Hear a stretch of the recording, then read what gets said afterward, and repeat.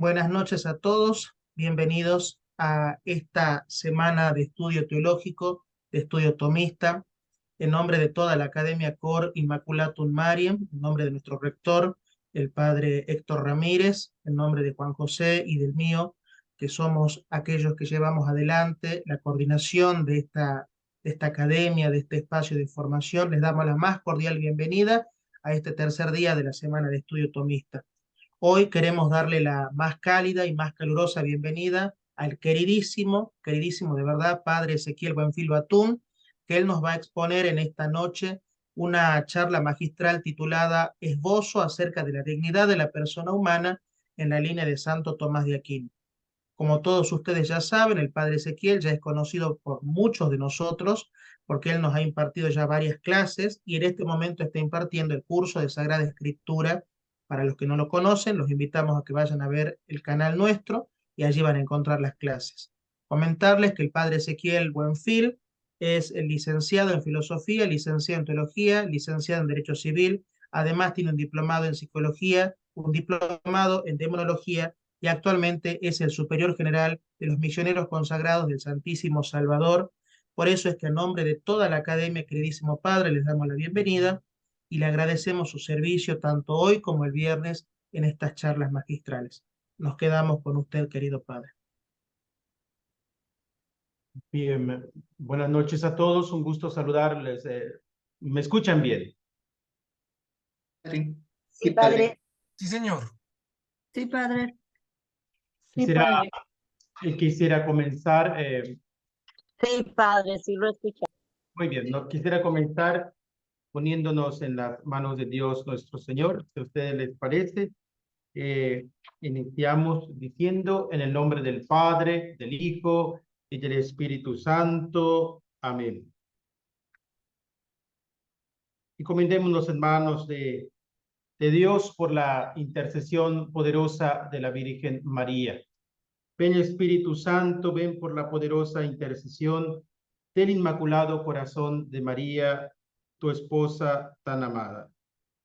Dios te salve María, llena eres de gracia, el Señor es contigo.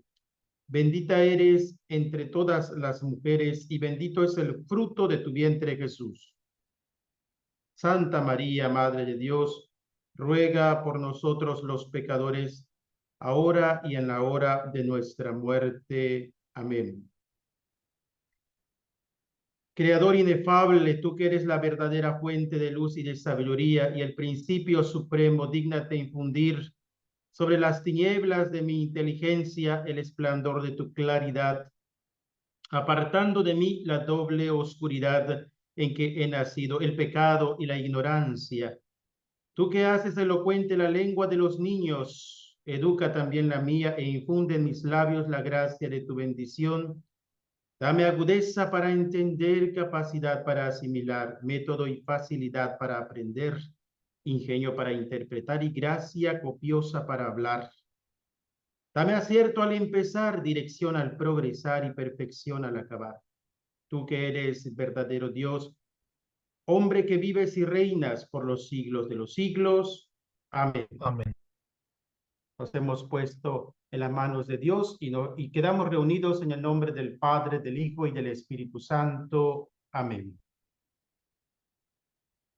Bien, compartimos con ustedes estas diapositivas. Quisiera saber si las tienen claras, las tienen a la vista.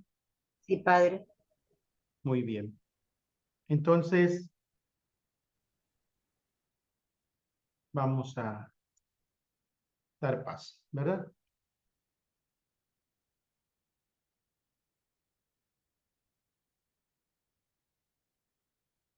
Quizás como veo que tienen algunas cierto movimiento, vamos a dejarlas así para no atrasarnos más. Muy bien, queridos hermanos y hermanas. Es un esbozo acerca de la dignidad de la persona humana en la línea de Santo Tomás de Aquino.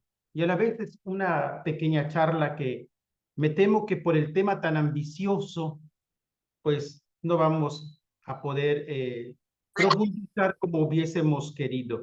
Sin embargo, no por eso vamos a dejar pasar ciertos puntos sustanciales. Y claro que al decir esbozo significa que son pincelazos, ¿verdad? Porque el tema acerca de la dignidad de la persona humana no queda agotado en una hora, 40 minutos, menos siguiendo al Aquinate, este profundo filósofo y teólogo, hombre muy sabio de nuestra iglesia. Primero, como presentación de este tema, pues lo que acabo de decir, ¿verdad? Me parece que es una reflexión urgente cuando hablamos de la dignidad de la persona humana y que Santo Tomás de Aquino es el personaje adecuado.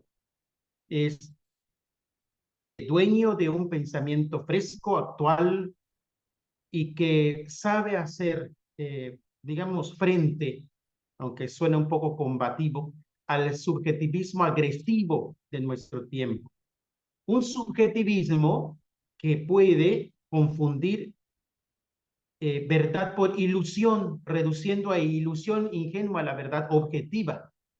Y es que minimizar el estatus antropológico y atentar contra la dignidad humana es algo muy común en nuestro siglo. Entonces, en nuestro tiempo, bajo el yugo de una cultura de utilitarismo y de descarte, como el Papa Francisco le llama muy acertadamente, que impresiona lo infravalorada que está la dignidad humana en ciertas esferas de la sociedad, empapadas de filosofías ideológicas deformantes de la realidad, Santo Tomás de Aquino nos brinda herramientas para hacer una reflexión objetiva de la persona humana. Pues, habiendo dicho esto como prólogo, podemos decir que reflexionar acerca de la dignidad humana siguiendo a Santo Tomás, pues nos ubica en la realidad de que el ser humano está llamado a vivir. A vivir sí, pero no solamente una existencia temporal, sino que está llamado como persona humana a vivir el evangelio del amor de Dios. Dios que nos ha salvado por la persona de Jesucristo. Entonces, Santo Tomás nos ilumina desde una perspectiva filosófico-teológica hacia la comprensión del ser humano, reflexionando en sus límites que lo configuran en su realidad más exacta, así como en su trascendencia. Dios es el tema de los temas en la antropología cristiana, pues efectivamente Dios no puede quedar fuera del hombre. Dios es más íntimo a nosotros que nosotros mismos. El hombre es, a fin de cuentas, una criatura, no podemos olvidar ese aspecto, pero su verdad más profunda incluye esencialmente la relación con Dios y la total donación de sí en sus manos. Pues, como dice Santo Tomás de Aquino, la suprema felicidad humana solo consiste en la contemplación de Dios. Entonces, tenemos estos objetivos, ¿verdad? Objetivos que que vamos a intentar lograrlos en esta charla. Pues comenzar o suscitar o motivar una reflexión, ya dijimos que aquí no se agota, sobre los elementos filosófico-teológicos de la antropología aquiniana en Santo Tomás de Aquino, ¿verdad? Ya lo dijimos también, vamos a intentar contemplar la importancia del tema de la gracia santificante según Santo Tomás y vamos a iluminar a la luz del magisterio la opción fundamental del ser humano por Dios para una vida plena en Cristo. Esperamos pues que se pueda cumplir estos objetivos. Luego, el desarrollo teórico de la temática. Bueno, vamos ya a entrar en materia a este momento y vamos a destacar que mucho de lo que vamos a decir aquí lo vamos a tomar el tratado sobre el hombre de Santo Tomás al inicio de la Suma Teológica. Entonces, vamos a tomar elementos que nos ayuden a comprender lo que Santo Tomás nos dice acerca del hombre como sustancia individual de naturaleza racional y unidad sustancial de alma y de cuerpo. Pero también, pues, no vamos a detenernos solamente allí, vamos a tomar otros elementos de obras, de las obras del santo, ¿verdad? En fin, estos elementos que acabamos de citar, pues, son importantes porque Santo Tomás acepta la definición filosófica de persona de Boecio, la expone en su Suma Teológica, ya dijimos, como sustancia individual de naturaleza racional. Y para Santo Tomás, el término persona es primero una sustancia completa, es decir, tiene una naturaleza completa. Y por esto el alma separada del cuerpo individual, pues no es persona. Es decir, que supera el dualismo platónico donde el cuerpo es como una cárcel para el alma. Y decimos que es superado ese concepto porque el ser humano aparece como una sustancia completa. Ya dijimos, el ser humano, la persona humana, siguiendo los términos de Santo Tomás, que agarra de Boecio, la persona humana es cuerpo-alma, y no dos sustancias que se repelen. Es decir, escenificando con las manos, no es cuerpo y alma, es cuerpo-alma. Es decir, no son dos sustancias que se castigan la una a la otra. Estamos frente al concepto de unidad sustancial, es decir, frente a un humanismo integral. ¿Verdad? Recuerden ustedes dos, tres palabritas al respecto que Platón, para Platón, en los diálogos del Fedón, pone a el alma como una especie de prisionera en la cárcel del cuerpo, ¿no? Y como que el cuerpo es una fatiga, genera solamente cansancio, problemas. Entonces, mientras más, por decirlo así, se nutre el alma con el conocimiento o el saber filosófico, pues se es más libre, más pleno en la verdad. Pero para Santo Tomás no es así, repetimos, es una sustancia completa, no dos sustancias que se repelen. En cuanto al término individual que usa Santo Tomás, tomado de Boecio, pues reconoce que persona es una sustancia primera, que subsiste en un particular. Por ejemplo, si decimos al referirnos a una persona Martín, tenemos en este enunciado un sujeto que representa una sustancia primera con su particular modo de ser sobre el cual recae toda su existencia. Es decir, según Santo Tomás, el concepto de individual añade a la sustancia al eliminar su consideración universal. Es decir, para Santo Tomás, la persona humana es un individuo, un ente sustancial completo en todos los sentidos, incluido el entitativo, pero un individuo cuya naturaleza es racional. Yo sé que hasta aquí ustedes están diciendo, ¿qué le está pasando al padre Ezequiel? Que está usando muchos conceptos complicados.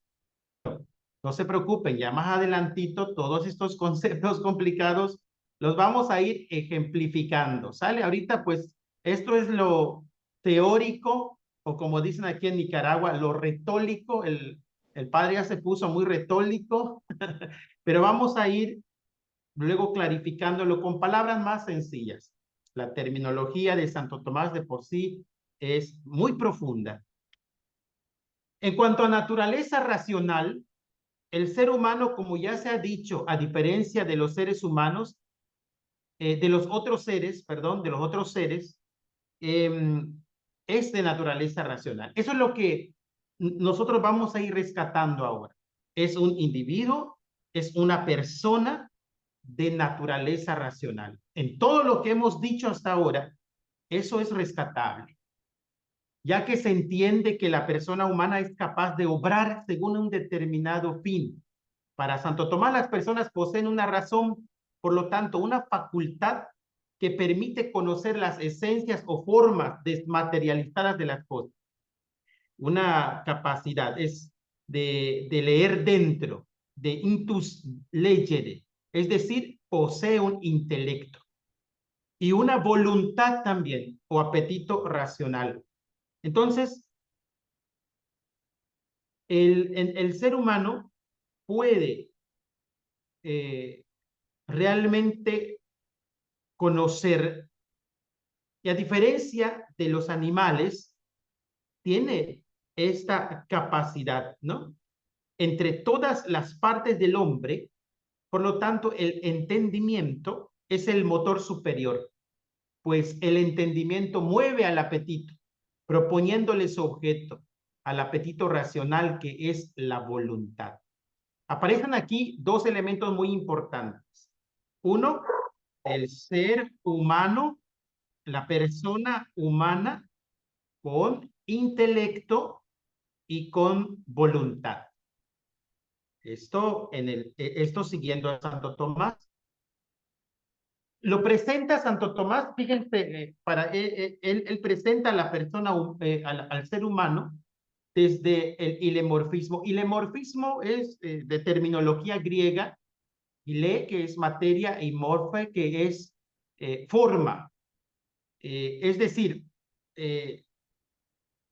para Santo Tomás, el ser humano, que es, como ya dijimos, tiene esta unicidad, usamos este término, una unidad sustancial.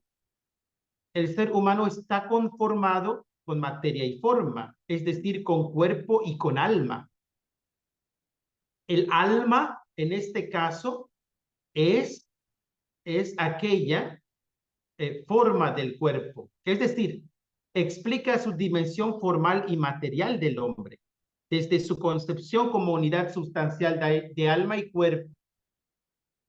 Cuando escuchemos alma y cuerpo, por lo tanto, entendemos, nos dice así, Santo Tomás, alma y cuerpo son aquellos elementos constitutivos de la persona humana, son los elementos que constituyen a la persona humana, alma y cuerpo. Ya dijimos que no peleados entre sí, sino que tienen esta unicidad. Según Santo Tomás, al principio en virtud del cual primeramente entendemos, llámase entendimiento o alma intelectiva, y es la forma del cuerpo humano. Es todo lo que vengo diciendo ahora, ¿no?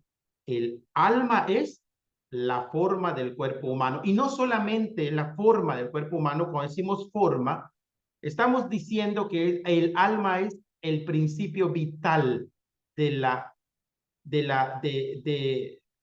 persona humana, es decir, que el alma mantiene animada, mantiene viva a la persona humana. Por eso, cuando se da el acontecimiento de la muerte, vaya a decirlo, abrimos un paréntesis, el que está en el ataúd ya no le podemos llamar persona humana, porque está inanimada por el alma, entonces le llamamos cadáver.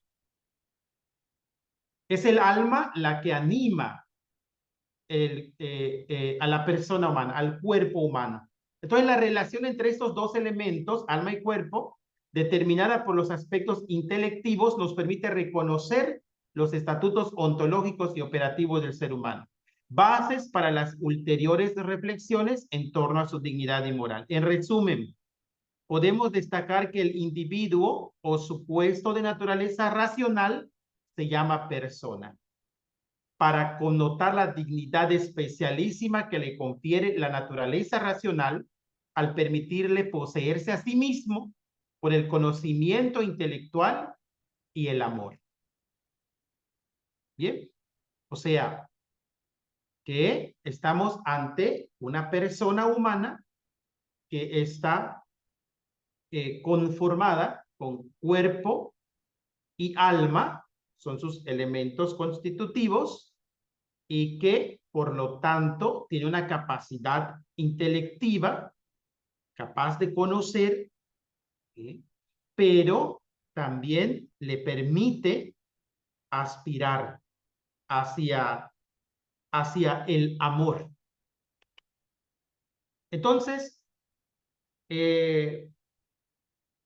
habiendo dicho esta pequeña como síntesis de todas las demás diapositivas, vale la pena recordar que no ha habido en todos los tiempos de nuestra historia humana poco interés. Realmente muchos han hablado acerca de lo que es el ser humano. Se han preguntado cuál es su principio primero, su fin último, cuál es su naturaleza, su constitución.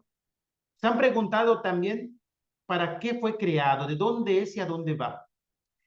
Estas cuestiones profundas requieren respuestas que fundamenten su realización y felicidad. Permanecer sin las respuestas correctas es caminar sin rumbo y no valorar la dignidad humana propia y ajena. Es decir, si nosotros no tenemos una claridad, una correcta visión, según la recta razón, acerca de lo que es la persona humana, podemos inclusive atentar contra el otro, levantar la mano contra nosotros mismos, causar y causarnos profundo dolor, destrucción y sufrimiento. Porque efectivamente se cosifica a la persona. Se le trata como, aquí dicen en Nicaragua, como un descartable, dijéramos en México como un desechable. Quien no ha captado qué es la persona humana, no va a pasar de verla como, podríamos decirlo de una manera más popular, como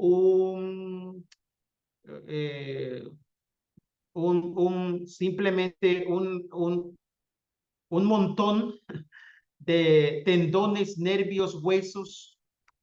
No seremos capaces de conocer su capacidad trascendental. ¿Qué es la persona humana? Es importante esta pregunta.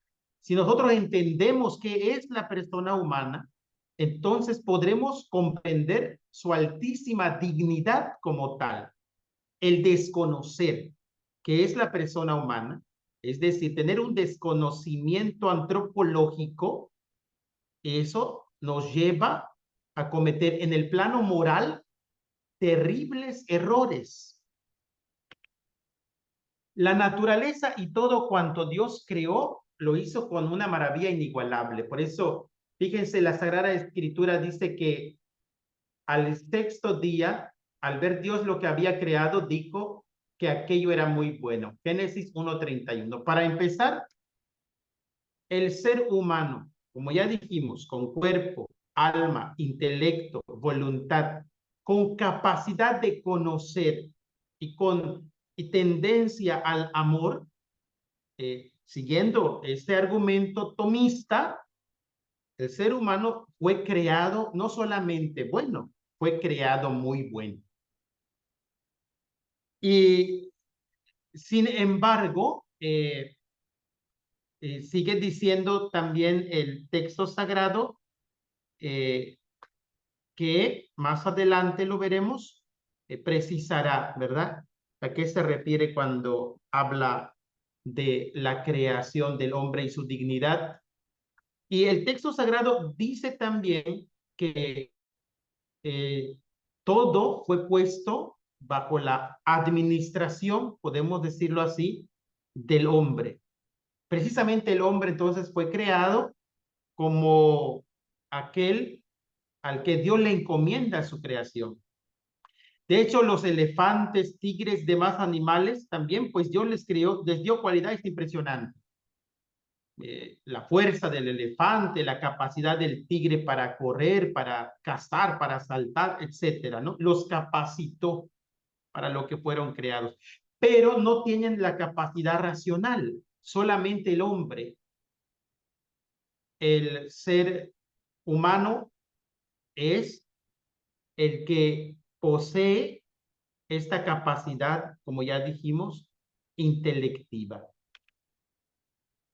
Por eso solamente del ser humano se dice que fue creado a imagen de Dios. Hombre y mujer. Esto es muy interesante, fíjense, ahí está en la cita bíblica, Génesis 1:27, es interesante, ¿no? Descubrimos este aspecto. Por eso es importante cuando hablamos de Santo Tomás,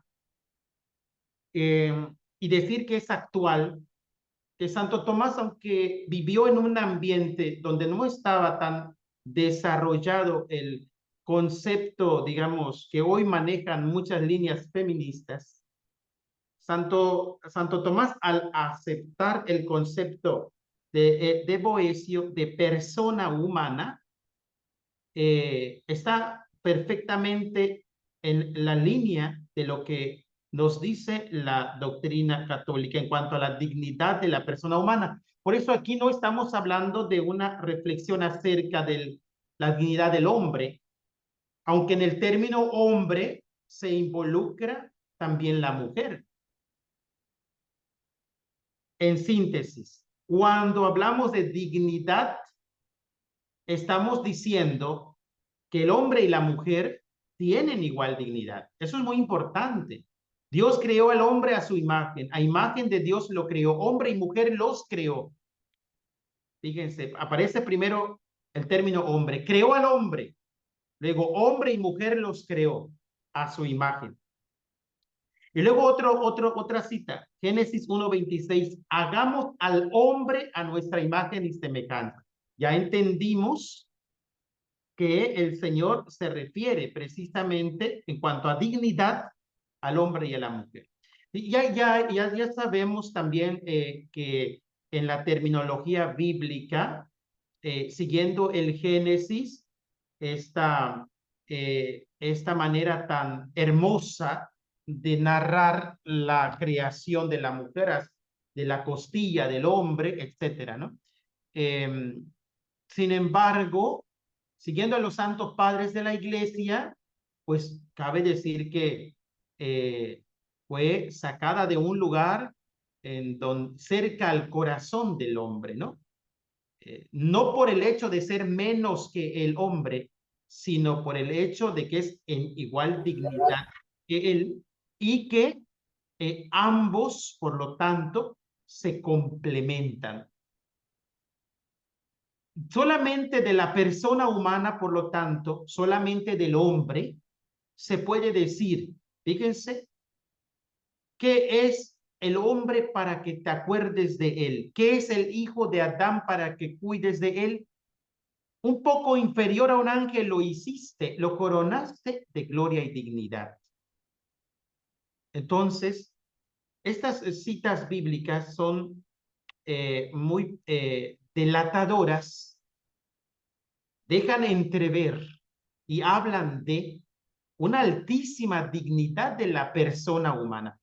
Entonces, la persona humana, recapitulamos, la persona humana se refiere a hombre y mujer iguales en dignidad.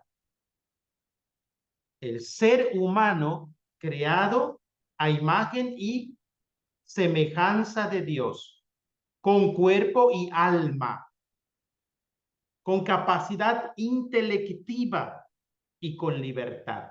Con estas frases es sintetizado todo lo que hemos venido diciendo de manera tan complicada. Y no se preocupen que estas diapositivas se las vamos a hacer llegar, terminando, se las voy a mandar a Leandro para que ustedes las puedan tener. Por eso les dijeron que no tomen tanto apunte.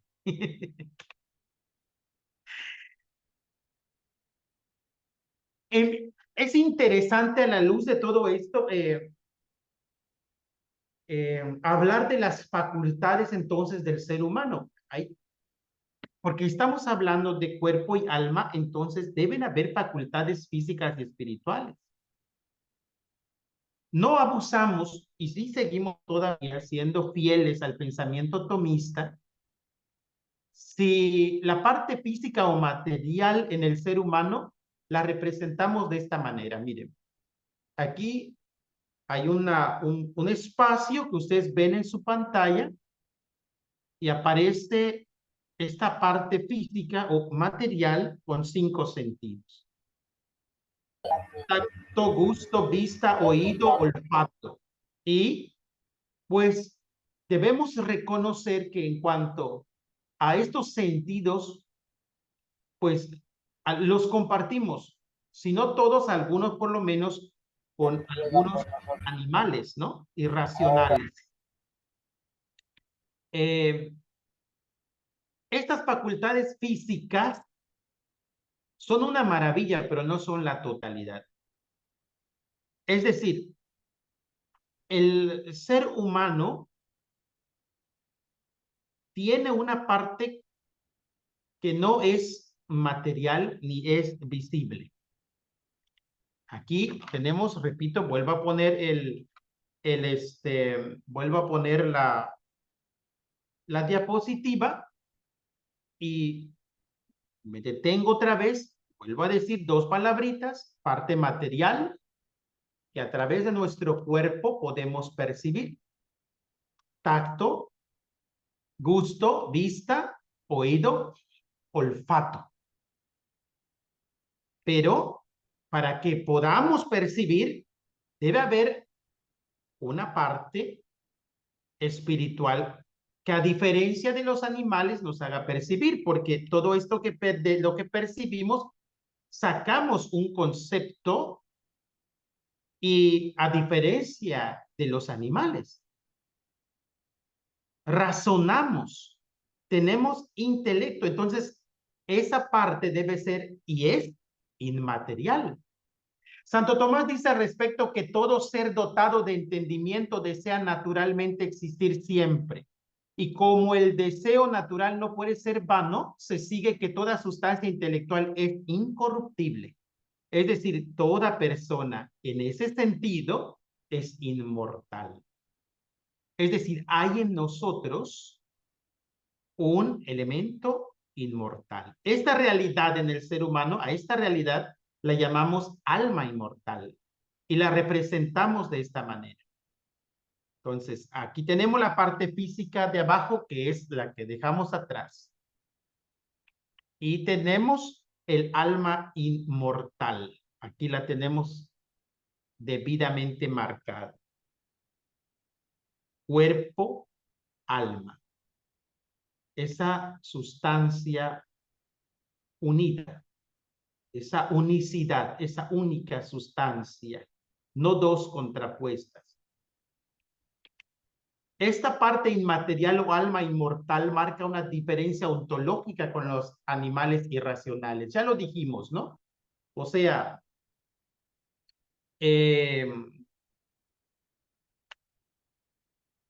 puede ser que, no lo puede ser, es que el tigre de Bengala tenga más fuerza que yo.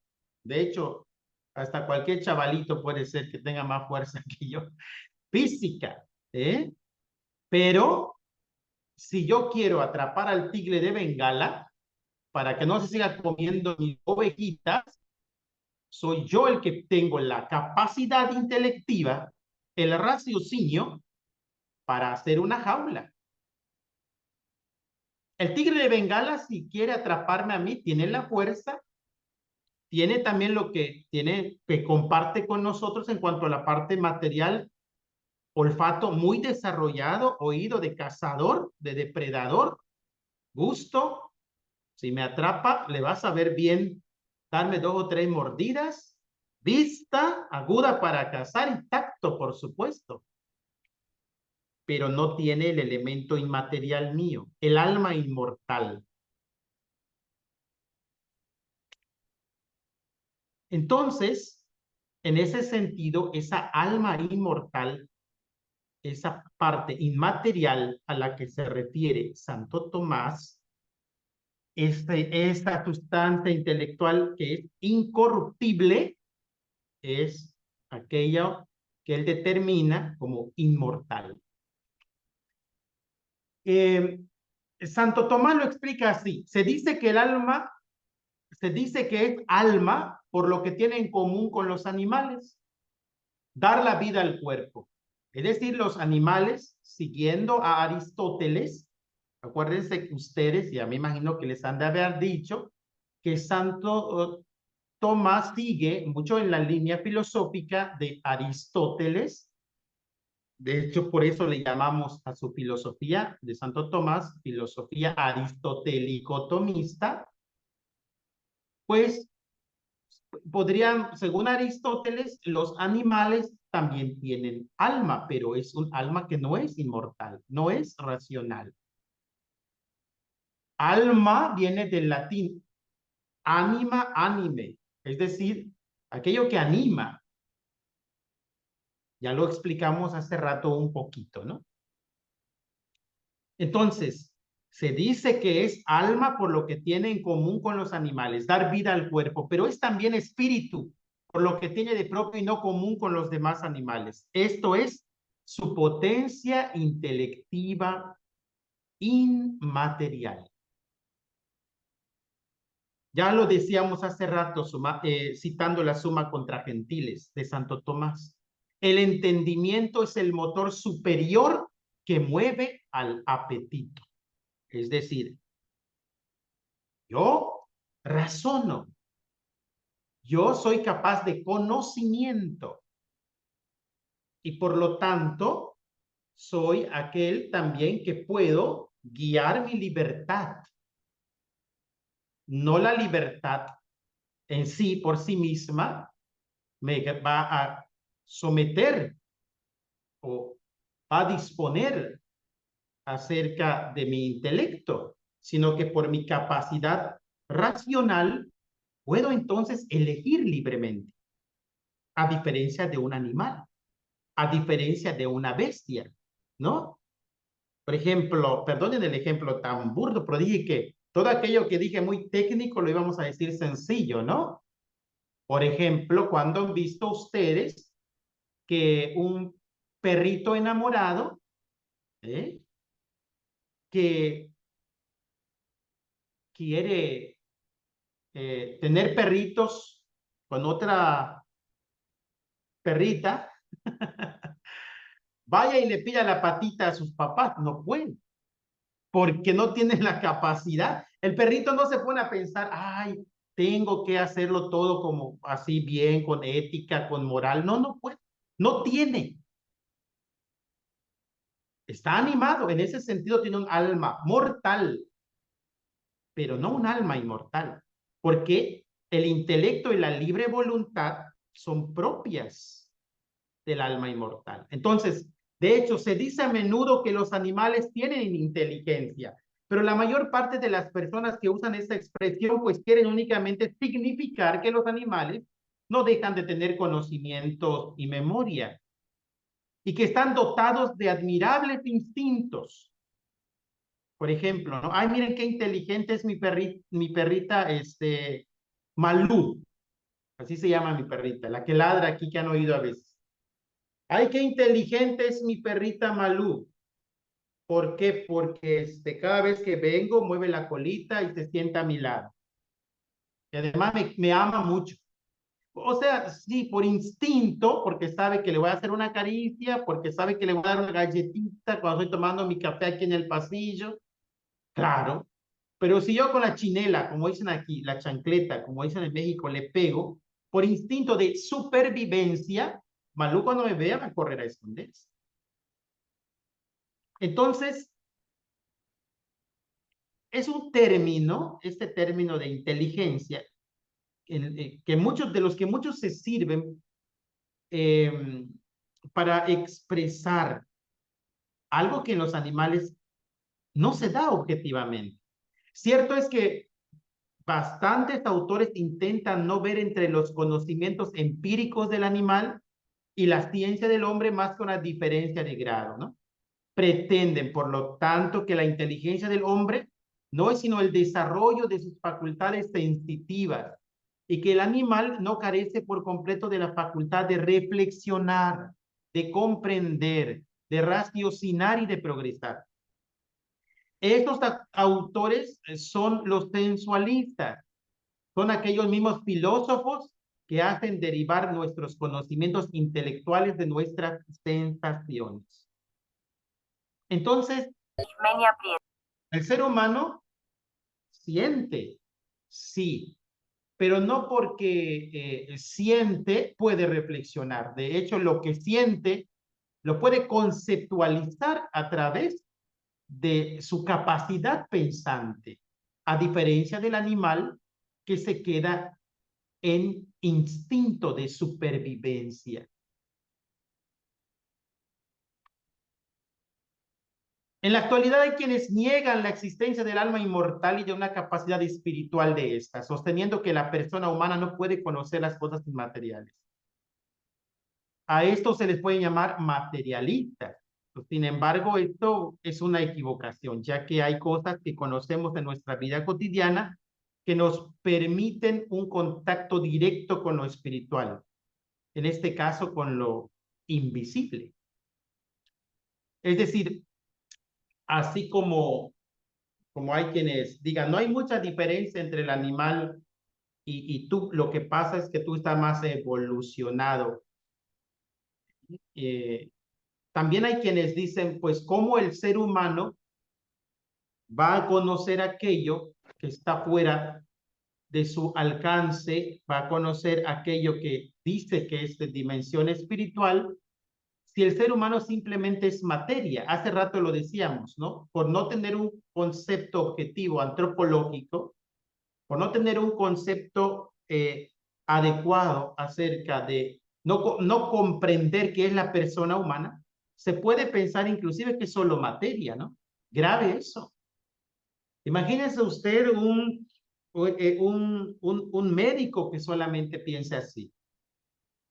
En el plano ético, en el plano moral, es grave. Por eso tenemos ahorita brillantes leyes que se están aprobando, ¿no? Por ejemplo, en México, que ya es constitucional el aborto en todo el país, porque se pretende hacer creer que aquello que está en el vientre no materno no es una persona humana y por lo tanto no es sujeto de derechos, no hay dignidad que cuidar. Es como un tumorcito, como un barrito en la cara. ¿Qué se hace con el barrito en la cara? Usted perdone lo asqueroso, pero les prometí que voy a hacer más sencillito en este segundo momento. Se hace así y se acabó, ¿no? Pero Santo Tomás nos está diciendo, cuidado, porque no, el ser humano es diferente a las bestias. El ser humano es diferente a los animales irracionales. El ser humano tiene un alma inmortal, tiene capacidad pensante, tiene libertad, trasciende. Esto es impresionante. No solo somos materia, huesos, tendones, no. Entonces, hay que ejemplificar. Yo sé que ustedes me están creyendo todo lo que les estoy diciendo, pero hay que ejemplificarlo porque eso nos ayuda a agarrarle la mano a Santo Tomás para que nos siga guiando en esta línea, en este esbozo acerca de la dignidad de la persona humana. Tomemos 4 palabras y traigamos a la memoria cada una. Fácil, ahí están las palabras: perro, calabaza, valentía, amor. Basta, les puse las figuritas. Preguntémonos acerca de esas 4 palabras. Primero, sobre perro. ¿Qué color tiene? ¿Pesa algo el perro? ¿Emite algún ruido el perro? ¿Tiene temperatura? ¿Tiene algún olor? ¿Sabe a algo? Seguramente vamos a encontrar respuestas. Ahora hagamos lo mismo con calabaza. También. ¿Sí? Ahora vayámonos con valentía. ¿Valentía qué color tiene? ¿Me va a decir usted negro? No, ahí están las letras sobre una laminita, una diapositiva. Pero valentía como tal no es física. ¿Qué color tiene la valentía? ¿Pesa algo la valentía? ¿Emite algún ruido la valentía? ¿Tiene temperatura? ¿Tiene algún olor? ¿Sabe a algo? Ahora vámonos con amor. ¿Qué color tiene el amor? Depende de cómo me vaya, padre. Puede ser rojo, si es apasionado, puede ser blanco, si es en paz. No, no tiene color. ¿Pesa algo? ¿Emite algún ruido? Sí, ronca por las noches. No, pues ese es tu esposo, que es el amor de tu vida, pero el amor en sí no ronca. ¿Tiene temperatura? ¿Tiene algún olor? ¿Sabe a algo? ¿Ven? Entonces, no solamente es que por el hecho de tener sentidos externos como los animales, por tenerlos más evolucionados, más perfeccionados, a diferencia de mi perrita Malú, es que yo puedo conocer, no, sino que hay algo en mí, hay una capacidad en mí, hay una facultad en mí diferente sustancialmente al de las bestias, que hace que a través de mis sentidos yo pueda conocer. Es lo que hemos venido diciendo. Entonces, dos de las cosas mencionadas tienen propiedades físicas, materiales, que podemos captar por los sentidos externos, pero las otras dos no las tienen. Sin embargo, sí las conocemos, somos capaces, aunque no sean corpóreas, aunque no sean materiales. Por lo tanto, aplica aquí un principio de sentido común. Toda obra a realizar exige una facultad proporcional a la obra. Es decir, hay una foto ahí, un señor que estaba cargando allá por la central de abastos en México para llevar a vender a su verdulería ahí. Claro, si nosotros vemos eso, es normal que un señor mayor con fuerza, con capacidad, pueda hacer eso. Pero no lo puede hacer un niño de 2 años. Si yo tomo la foto y un niño de 2 años arrastrando ese diablito, le dicen en México, con todo ese cargamento que pesa y requiere fuerza física, la capacidad para poder realizar esta obra, esta acción, pues van a decir, no puede ser. Ese niño no puede cargar todo ese peso.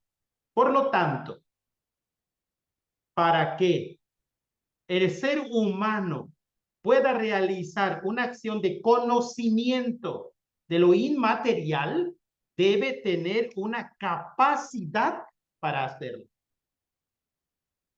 Porque a Malú, si yo le digo te amo, solo me va a decir wow, wow. No tiene la capacidad. De esta misma manera ocurrió con las 4 palabras elegidas. Se dieron cuenta, las 2 primeras, perro y calabaza, tienen conceptos materiales.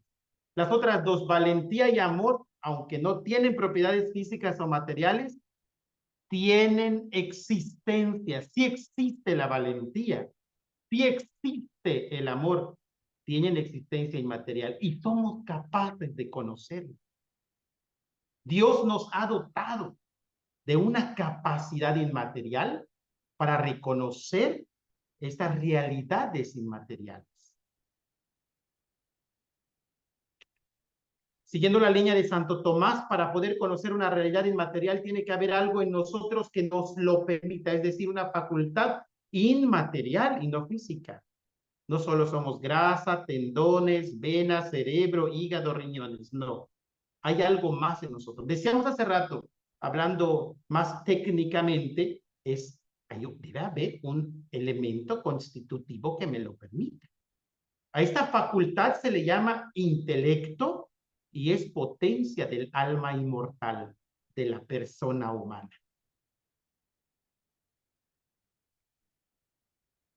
Ahora, en cuanto a la libre voluntad, miren, sostener que el ser humano no tiene la capacidad de poder decidir libremente y mucho menos de determinación es un error. Hay quienes dirán que el ser humano es como un títere manejado por los procesos de la historia y por lo tanto no puede hacer decisiones libres, como el marxismo, ¿no? Dependemos de la historia y la historia es la que nos encuadra y estamos sujetos a ella y somos como quienes se dejan llevar por la historia.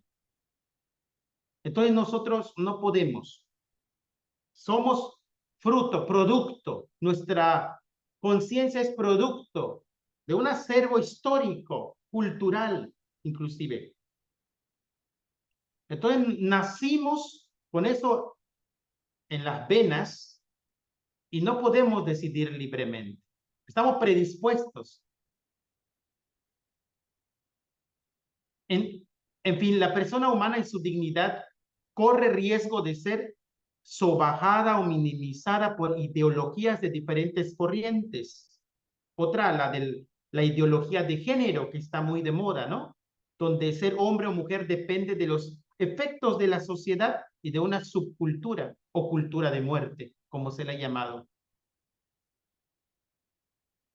Entonces, hay quienes dirán, no, tú no puedes decidir. Lo que pasa es que a ti te enseñaron a ser hombre desde que eras niño.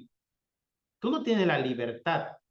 Te coaccionar, pues hay que catequizar, hay que formar, hay que educar en la sexualidad desde el kinder, ¿no? Para que seas libre, auténticamente libre, como si el hombre no tuviera la libertad. Lo deseamos hace rato. La libertad está movida, el motor de la libertad ha de ser el entendimiento, la capacidad intelectiva.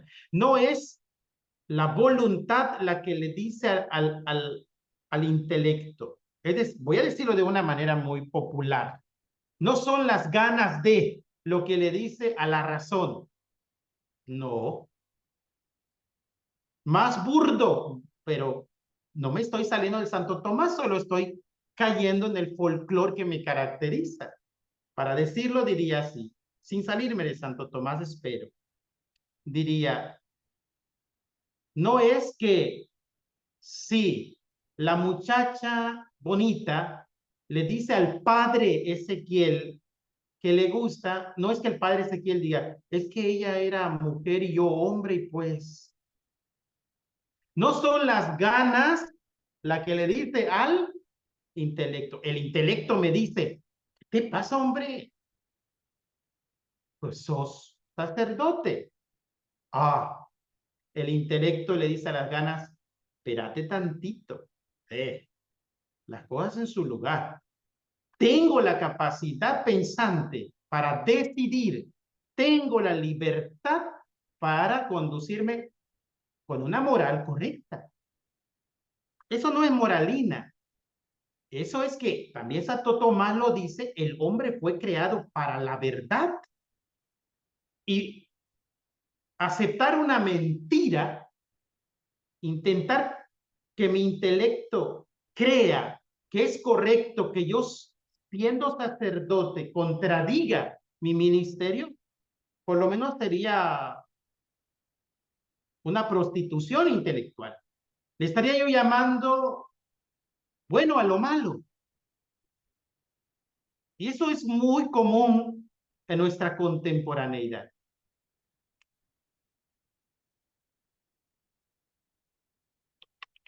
Entonces,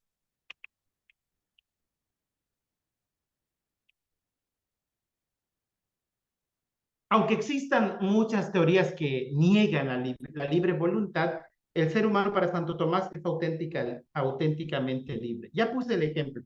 Ser humano decide, perro más por instinto, a veces de supervivencia, ¿no? Yo decido si como un queque de 3 leches que me van a regalar por doña Sobeida, allí del Viejo, una señora muy buena. Yo decido, pero soy diabético, también sé las consecuencias de hacerle caso a todo lo que el cuerpo me pida, ¿no? Yo decido, o mejor le digo, me lo cambia por un pescado a la plancha. Yo decido. ¿Sí? El perro por instinto. El perro no dice, ya pusimos el ejemplo hace rato, ay, ¿qué estoy pensando? No he pedido la patita de la tutú, la perrita de enfrente. El perro no tiene esa capacidad intelectiva, ni la libertad para poder decidir lo correcto. En resumen, el animal reacciona por instinto, pero el ser humano elige por decisión. Si hago el bien es porque me decido a hacer el bien, si hago el mal es porque me decidí a hacer el mal. A veces me causa un chascarrillo, perdón, que es, decían que es charla magistral y yo con mis ocurrencias, pero hay hasta quien dice, ¿no? Es que yo cometí adulterio por culpa del diablo, ¿no? Ey, sinvergüenza, hay que me perdonen, ¿verdad? Los exorcistas, pero a veces hay que abrirle un sindicato al diablo, que alguien lo defienda, porque todo le echan la culpa de todo, ¿no? ¿Quién puede obligarte a hacer lo malo? ¿Quién puede obligarte a pecar si tú no quieres? ¿Quién puede? ¿Eh? Si hago el bien es porque me decido hacer el bien. Si hago el mal es porque me decidí a hacer el mal. Esta facultad se le llama libre voluntad. Ya dijimos hace rato, es potencia del alma. Intelecto y libre voluntad. Ahí está. El alma inmortal nos hace ser diferentes a los animales y un poco menor a los ángeles. ¿Verdad? Estoy haciendo mención de la cita bíblica del Salmo que mencionamos al inicio. Y el Salmo 8, versos 5 y 6. Y es lo que nos hace ser imagen de Dios. Es decir, Dios tiene estas cualidades divinas, la inteligencia y la libre voluntad a la perfección. Es decir, Dios todo lo sabe, es omnisciente, y Dios es eternamente libre. Y Dios, valga la pena decirlo, vamos a citar Génesis 1:27, que fue la cita inicial. Dios creó al hombre a su imagen. A imagen de Dios lo creó, hombre y mujer los creó. ¿Cuál es esa imagen? Que Dios todo lo sabe y Dios es eternamente libre. Que Dios nos dio un alma inmortal con intelecto y con libre voluntad. Dios nos hizo a su imagen. Podemos pensar y podemos elegir desde nuestra capacidad humana. Solo la persona humana puede hacerlo. Ya nos lo dijo Santo Tomás. Entonces, un pequeño resumen. Uno, Dios dio intelecto para conocer la verdad. Dos, Dios dio la libre voluntad para elegirlo a Él. Tres, en otras palabras, Dios nos creó para Él, nos hizo por amor y para el amor. En ese tema del amor, Santo Tomás dice mucho, ¿eh? Y tenemos aquí esos dos elementos que hemos visto. La parte física,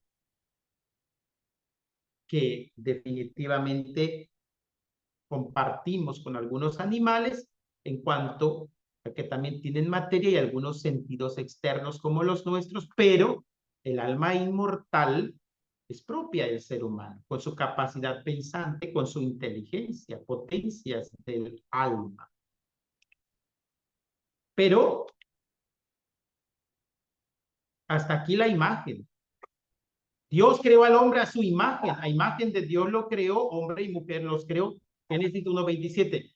Pero Génesis 1:26 dice, hagamos al hombre a nuestra imagen y semejanza. Aparece esta palabra. Entonces hay que decir algo acerca de la semejanza con Dios. Santo Tomás le llama gracia. La gracia santificante, de hecho. Entonces aquí tenemos, fíjense, si nos damos cuenta hasta ahora, estamos armando un esquemita antropológico. Aquí en la primera diapositiva pusimos la parte material, parte física, luego el alma inmortal con intelecto y libre voluntad. Luego de eso, pues vamos a completar esta parte física, esta parte espiritual, porque el alma inmortal no es material. Vamos a completarlo para que podamos hacer énfasis de una manera integral sobre la dignidad de la persona humana. Porque sin coronar este triángulo, pues tenemos un esquema antropológico mocho, renco, inacabado. Falta ponerle ese elemento, gracia santificante. Entonces, tengo la capacidad de pensar, tengo la capacidad de elegir, pero también Dios que es amor, primera de Juan 4:8 y siguientes, Dios que es amor, es el perfecto amor, es unidad en la caridad, es trinitario. Dios me dio la capacidad de la inteligencia, del intelecto, para conocerlo a Él que se me revela, que descubre su rostro, y no solo para eso, sino para que me decida libremente a amarme.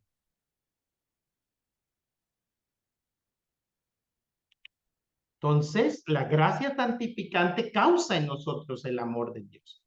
Solo por el auxilio de la gracia divina santificante, el hombre consigue amar a Dios. En efecto, la gracia santificante es en el hombre el efecto del amor divino. Ahora bien, el efecto propio del amor divino en el hombre parece ser amar a Dios, ya que lo principal, fíjense, en la intención del amante es ser correspondido en el amor por el amado. Pues la inclinación del amante tiende principalmente a atraer al amado hacia su amor. Tanto amor, solo con amor puede pagarse. La doctora Carmelita, Santa Teresita del Lisieux. Mi Jesús, mi todo, tú me amas y yo te amo. El doctor celosísimo de las almas, San Alfonso María de Ligorio. De hecho, esto es lo que nos hace entender la tragedia del pecado, que podríamos llamarle, creo que sí, no es tan atrevido, una contradicción antropológica. Porque el hombre fue creado para la verdad y para el amor. Siguiendo la línea tomista, hay que decirlo, y por lo tanto, cuando el hombre no responde voluntariamente, libremente, porque tiene la capacidad, a diferencia de mi perra Malú, el hombre puede, yo puedo, si no le responde al Señor, que se le ha revelado, que le ha mostrado su rostro, que con palabras, hechos concretos le ha mostrado su amor, es la peor de las ingratitudes. En eso constituye la tragedia del pecado. Por lo tanto, las principales palabras de la persona consciente de su dignidad como ser humano y como hijo de Dios son libremente creo y amo. Eso, mire, aplica para los cristianos sobre todo. Nosotros no podemos, dicen en Nicaragua, capearnos de esto. Sabemos entonces que Dios nos creó diferentes a los animales, nos dio un alma inmortal, nos dio la capacidad de pensar, nos dio la capacidad de decidir, nos creó a su imagen y semejanza, es decir, en la santidad, en la gracia nos creó. Porque este esquema que vieron aquí es el esquema primigenio, antes de la expulsión en el paraíso, hasta el pecado, hasta la soberbia de nuestros primeros padres. Este es el esquema antropológico de Dios. Por eso, como cristianos, nosotros, conscientes de nuestra dignidad, pues nuestras palabras serían libremente creo y amo. Siguiendo a Santo Tomás, la gracia santificante entonces es la semejanza con Dios. La forma por la cual una cosa se ordena a un fin le da cierta semejanza con el fin. Por ejemplo, el cuerpo adquiere por la forma de la gravedad la semejanza y conformidad con el lugar hacia el cual se mueve naturalmente. Pero se ha demostrado que la gracia santificante es en el hombre cierta forma por la cual se ordena al fin último. Es decir, sin la gracia no podemos nada. Si el fin último nuestro inevitablemente es Dios, es su amor, entonces no podemos por nosotros mismos, dada la herida del pecado, de la concupiscencia, sino que necesitamos la gracia de Dios para poder llegar a este fin último. Por lo tanto, el hombre mediante la gracia adquiere la semejanza de Dios. Mas la semejanza es causa del amor. Todo ser ama a su semejante. Por consiguiente, el hombre se hace mediante la gracia amador de Dios. Entonces, decíamos, aquí está el esquema primigenio, como Dios nos creó, hasta que la encabamos, dicen en Nicaragua.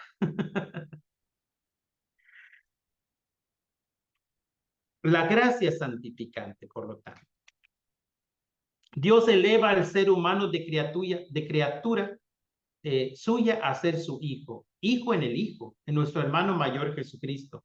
Pues si en cierto sentido, porque Dios nos hizo a todos los hombres y mujeres a su imagen y semejanza. Ya dijimos, el esquema primigenio. Pero cuando Dios se hizo hombre en Cristo, nuestra dignidad de hijos tomó una dimensión mucho más profunda. Somos hijos de una manera más entrañable, más real, puesto que el verdadero Hijo de Dios, Jesús, se hizo nuestro hermano. En Jesús somos hijos.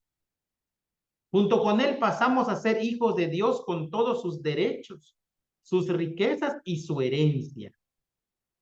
Así lo quiso el Padre desde siempre, eligiéndonos de antemano para ser sus hijos adoptivos por medio de Jesucristo, según el beneplácito de su voluntad.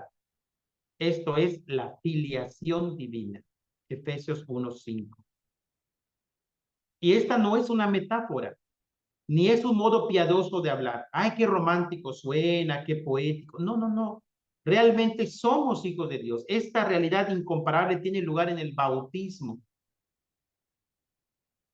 donde gracias a la pasión y resurrección de Cristo tiene lugar el nacimiento a una vida nueva que antes no existía. La vida de la gracia. Porque bajo el sometimiento, bajo el yugo del pecado, bajo la ausencia de la gracia santificante, no solo la gracia de ser criaturas de Dios, sino la gracia santificante, pues, ¿cómo podríamos decir que tenemos estos derechos a sus riquezas y a su herencia? El bautizado es templo del Espíritu Santo, heredero del reino. Ha surgido una nueva criatura, por lo cual el recién bautizado se llama y es realmente hijo de Dios. El cristiano nace de Dios, es hijo suyo en el sentido real, por lo cual debe parecerse a su Padre del cielo. Su condición de hijo consistirá precisamente en particular de la misma naturaleza que él. En síntesis, ya estamos terminando prácticamente. La dignidad, según el análisis de Santo Tomás, será considerada como un atributo esencial de la persona. La dignidad considerará en primer lugar la racionalidad de la persona. Claro. Filosóficamente hablando, claro. Las leyes en una nación, los reglamentos con carga punitiva, con sanciones coercitivas, pues se aplican a seres humanos, ¿verdad? Y por lo tanto, la capacidad pensante me hace sujeto también de derechos. puesto que es de gran dignidad subsistir en la naturaleza racional. A todo individuo de esta naturaleza se le llama persona, también con deberes. Lo anterior, según el autor, ya que las naturalezas intelectuales poseen mayor nobleza, superan a las otras criaturas en perfección de naturaleza y en dignidad de fin. En perfección de naturaleza, porque solo las criaturas racionales tienen dominio de su acto y se actúa libremente en sus operaciones, ¿no? Hay un semáforo aquí por una escuela que se llama el Igmao, aquí cerca. Si pasa corriendo un burro el semáforo en rojo, no creo que los de tránsito le hagan una multa. Se la van a hacer a mí, si paso hecho la bala para ir a celebrar la misa, como siempre voy corriendo y me vuelo el rojo. Porque mis actos tienen mayor responsabilidad por mi capacidad pensante. Pero por mi capacidad pensante, tampoco me pueden encerrar en una corraleta por mi dignidad de ser humano.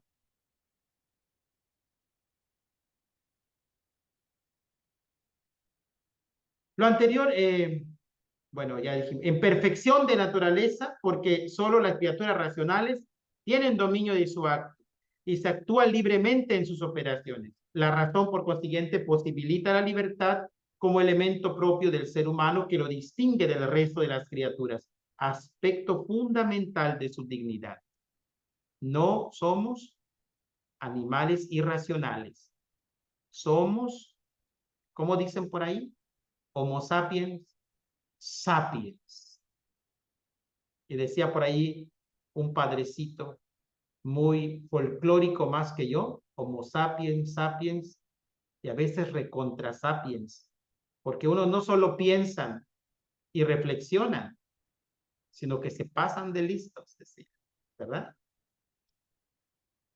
Cabe destacar que la dignidad también se funda en la naturaleza humana según su modo de existir, que corresponde en la persona humana a la unidad sustancial de alma y cuerpo, relación determinada por el alma como forma sustancial de la materia. La perfección del hombre radica entonces no solamente en la intrínseca unidad de esos dos elementos, sino en vivir en la verdadera vida de Dios, la gracia santificante para lograr su fin último, las bienaventuranzas, el amor, la contemplación beatífica. Es decir, el hombre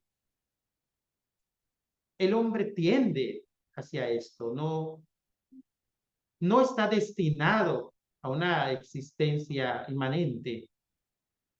El ser humano trasciende.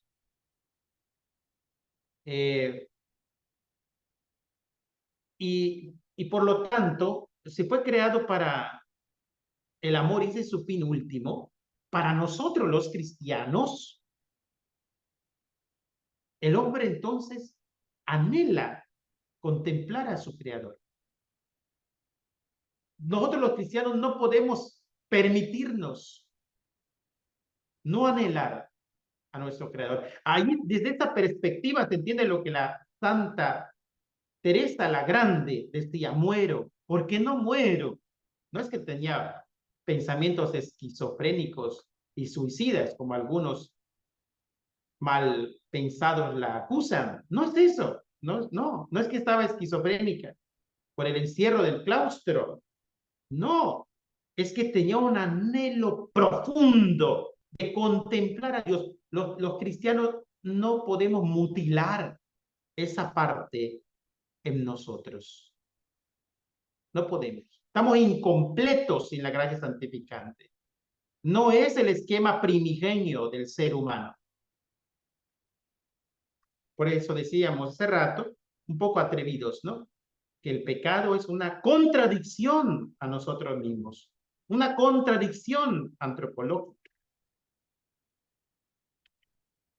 Según los motivos antes expuestos, por la naturaleza intelectual del hombre reconocemos su capacidad de conocer la verdad, ya que así pues el fin del entendimiento es a la vez el fin de todas las acciones humanas. Mas el fin y el bien del intelecto es la verdad y el obrar libremente para amar. Mire qué preciosas palabras. La persona posee la capacidad de la consecución de sus fines. ¿Cuáles son esos fines? Bueno, a saber podríamos decir, conocer y amar. Fines posibilitados por la naturaleza racional del hombre, que los identifica con la inteligencia y se dispone a la ejecución de los actos por la voluntad, caracteres en los que reconocemos la dignidad humana. Es decir, no solo pienso, no solo elijo libremente, soy capaz de amar, tengo sentimientos. No me cosifiques, no me instrumentalices, no me trates como un plato de esos donde se sirve la sopa en Navidad, son de unicel y luego se botan. Expuesto a lo anterior, es de vital importancia reconocer que filosóficamente los aspectos ontológicos de la dignidad de la persona humana están intrínsecamente unidos a una moral del hombre. De este modo, desde esa perspectiva, no tenemos dos posiciones separadas al momento de comprender y pensar el sujeto de la filosofía de Santo Tomás. Hay que decir primero que según, para aterrizar esto, que según Santo Tomás, ya que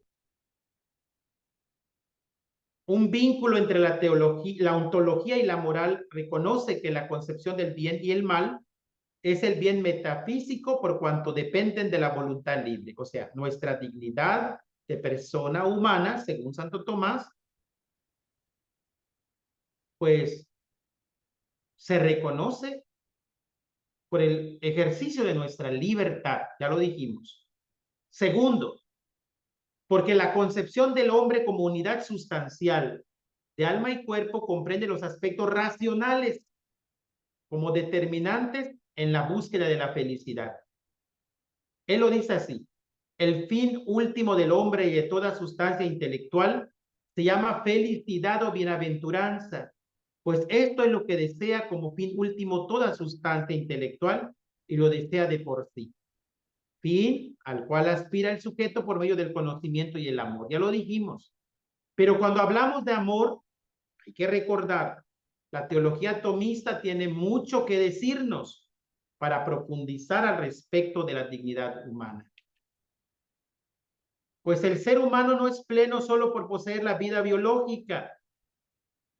De hecho, como ya se ha dicho, fue creado a imagen y semejanza de Dios, y teológicamente hablando, en eso consiste su alta dignidad de persona.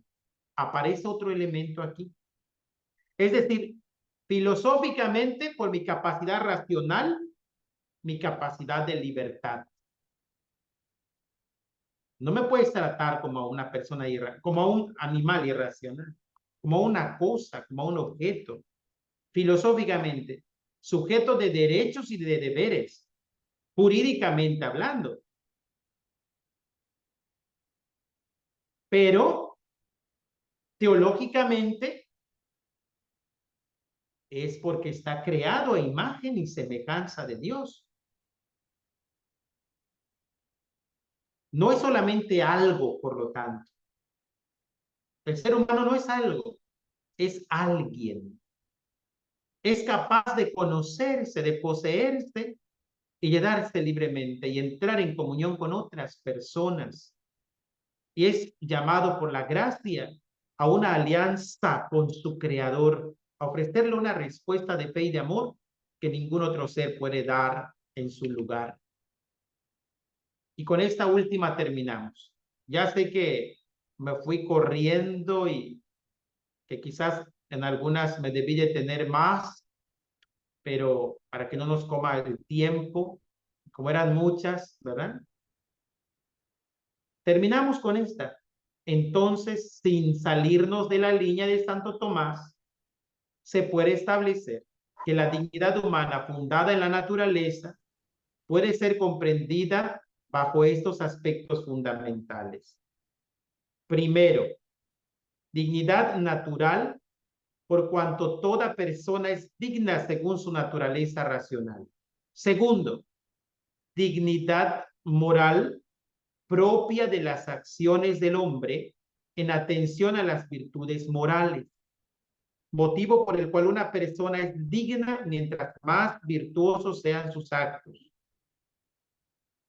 En un tercer aspecto, dignidad por ser criatura de Dios, porque está creado a imagen y semejanza de Dios, por lo que desde su natural concepción hasta su muerte natural, tiene derecho a ser respetado. Nadie puede tratar como un desechable, como una cosa, como un objeto, a un ser humano dentro o fuera del vientre materno. Como cuarto aspecto, por la sublimidad del sacramento bautismal que lo hace hijo en el hijo.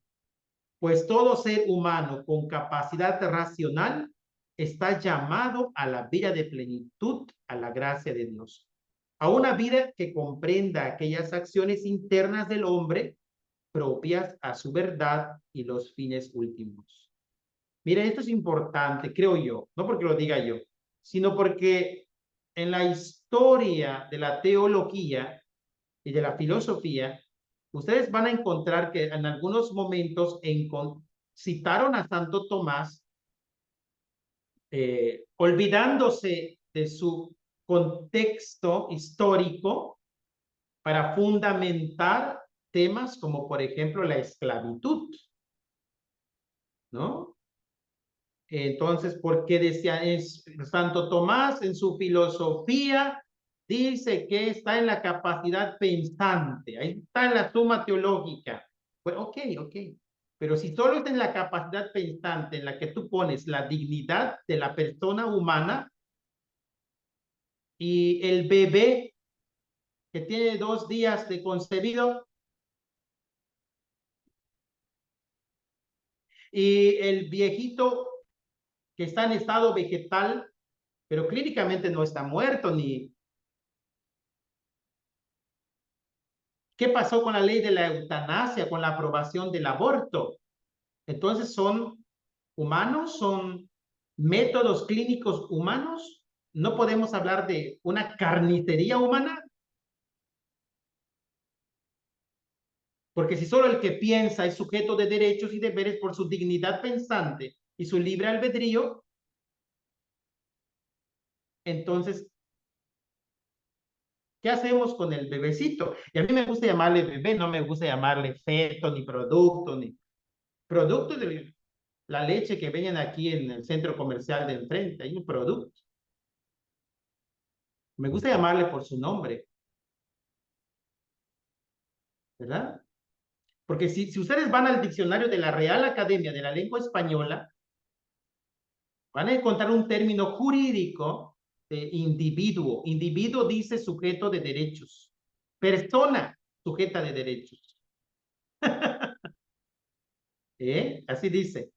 ¿Y eso qué tiene que ver, padre? Pues que, pues según la ciencia médica, ¿verdad? Desde la concepción, un bebé, aunque no tenga ojitos, boca, ni cerebro formado, pero es un bebé, es un individuo. Eso lo dice la ciencia, no lo digo yo, no lo dice solamente el catecismo no, es un individuo, no es solamente un término espiritual, teológico, filosófico, es un término científico. Es un individuo, ¿por qué? ¿Por qué es un individuo? Porque la ciencia da garantía, la ciencia empírica da garantía de que tiene otro ADN. Tiene esa capacidad individual a la mamá. Entonces, es sujeto de derechos. Ya lo será de deberes. Ya lo será de deberes. Pero es sujeto de derechos. Entonces, una persona humana en el vientre materno no puede. En el vientre materno no puede sufrir ningún tipo de atropello. Entonces, como cuarto aspecto, decíamos esto, ¿verdad? El último.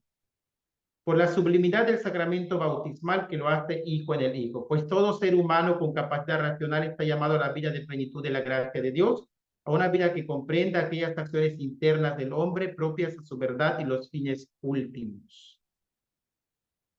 ¿Verdad? Todos estamos llamados por el Señor para eso. Los bautizados somos, en ese sentido, hijos en el Hijo. Hace rato decía yo lo de la esclavitud, porque decían, si no está bautizado, entonces no es hijo de Dios, es un animalito por ahí de la creación. Entonces explotémoslo, ¿no?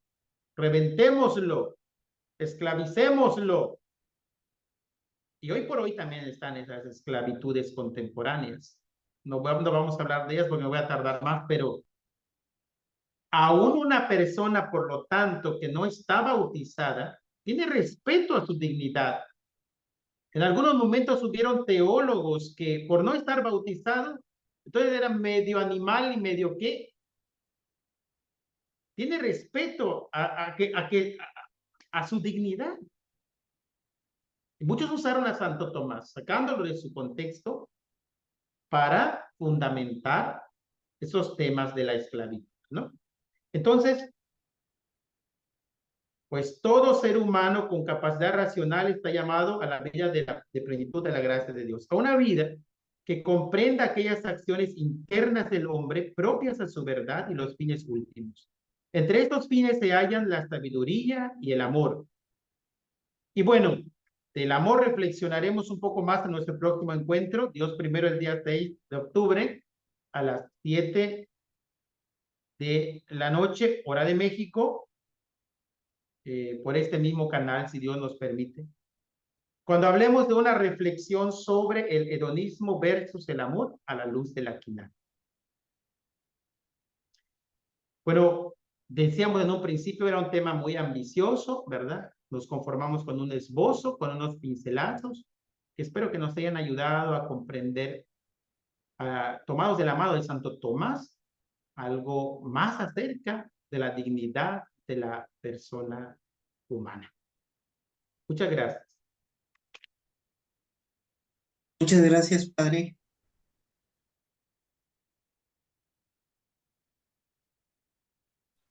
Muchas gracias, Padre.